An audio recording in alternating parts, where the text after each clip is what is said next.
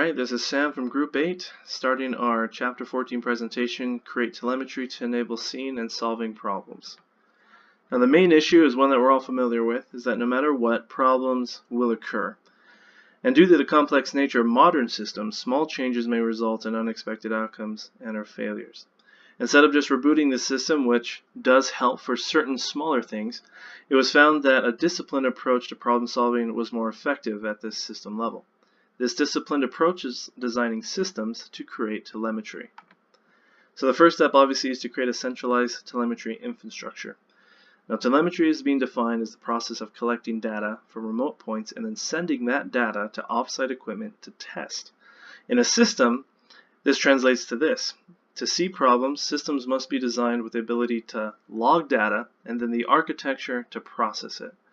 And the book mentions the benefits of this, which are, quote, when all levels of our application stack have monitoring and logging, we enable other important capabilities such as graphing and visualizing our metrics, anomaly detection, and proactive alerting and escalation. So to create this infrastructure of telemetry, there are two major architectural components or collection levels, or layers, you could say. Business application environmental layers are the lowest one. These are application specific, machine specific. They're the events, logs, and metrics sent to a centralized location like this Linux system log. This layer also stores and collects data on the CPU, memory, disk, and network usage over time. The next level, the higher level, is a system-wide event router and processing layer. And this takes all the logs and events from the individual applications and machines, combines them, processes them, and presents the visualizations that we were talking about earlier. So we can see the trends, we can get alerts and see the anomalies, and also perform health checks. And also this level stores the configurations for services. They are not stored individually on separate machines or applications. They're stored at the centralized umbrella layer. So once this infrastructure is in place, it can only be used if dev and ops engineers incorporate telemetry daily into every project. So being able to get the data for every action and every application that is being run requires that dev and ops engineers incorporate it first. And the alerts that we expect from this fall into 5 categories. There's the debug alert, which is info on all that happens in the program, and usually this is disabled unless you're trying to diagnose an issue. The info alert is data that is user driven or specific system action. The warning alert are conditions that could cause errors. The error alert obviously is that an error has occurred, and fatal is the info that tells us why we have to terminate immediately. And this is similar to like the blue screen of death in Windows. Telemetry allows us to formulate theories about what is causing a specific problem and what is required to resolve it. A few examples of questions that we can ask ourselves during the problem resolution stage are: what evidence do we have from our monitoring that a problem is actually occurring? What are the relative events and changes in our application and environments that have contributed to the problem? What hypotheses can we formulate to confirm the link between the proposed causes and effects? And how can we prove which of these hypotheses are correct and successfully affect the fix? It's important to create an infrastructure that allows developers to easily generate telemetric data. Providing developers with visual data can help the analysis of problems. It's additionally important to make such data publicly viewable, as this promotes the 2 below values.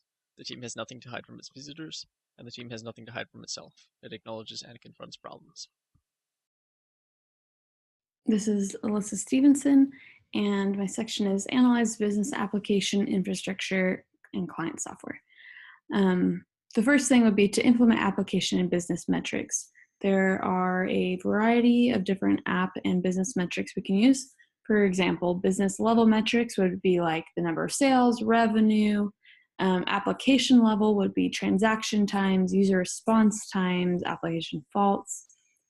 Infrastructure level metric would be like web server traffic, CPU load, disk usage. Client software level metrics would be application errors, crashes, transaction times. And then deployment pipeline level metrics is like the build pipeline status, change deployment lead times, deployment frequencies, etc. And all of these metrics are important for us to know so that we can see the health of everything that our service is relying on. And it helps us know when the service is crashing, and it helps us find security vulnerabilities. Every business metric should be actionable. How will we change the product based on this based on this metric? If they aren't actionable, they don't provide useful information to us at all. So we want to know what can we do based on this. And to implement infrastructure methods, we want to make infrastructure telemetry as visible as possible so we know when something goes wrong, exactly what is being affected by it. And Jody Mulkey, who is the CTO of Ticketmaster, said, instead of measuring operations against the amount of downtime, I find it's much better to measure both dev and ops against real-time business consequences of downtime. How much revenue should we have attained but didn't? And I really like this because it helps us see the relationship between the technology side of everything, dev and ops, and relate it to business.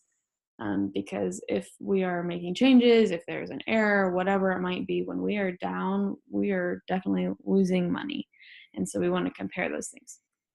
And then this quote from the book says, regardless of how simple or complex our services are, graphing our business metrics alongside our application and infrastructure metrics allows us to detect when things go wrong. For instance, we may see that a new customer signups drop to 20% of daily norms, and then immediately also see that all our database queries are taking 5 times longer than normal, enabling us to focus our problem solving. So this is just a great example of when we can compare the business side of things, that our signups are going down. Oh, look, at the exact same time, our database queries are taking too long. Okay, lastly is overlay other relevant information onto your metrics.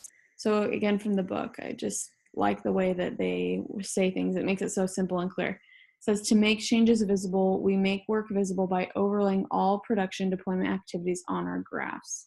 For instance, for a service that handles a large number of inbound transactions, production changes can result in a significant settling period where performance degrades substantially as all cache lookups miss. Then we want to ask, how quickly does performance return to normal? What steps may we need to improve performance? And I like the actual physical representation of this, is we want to look at our metrics and actually put one metric on top of the other one and see what is happening. Instead of just comparing them side by side, we can overlay them and see how things are changing at the exact same time. And then what can we do to improve our performance? How can we get things back to normal? And then here is our reference side. Thanks for watching.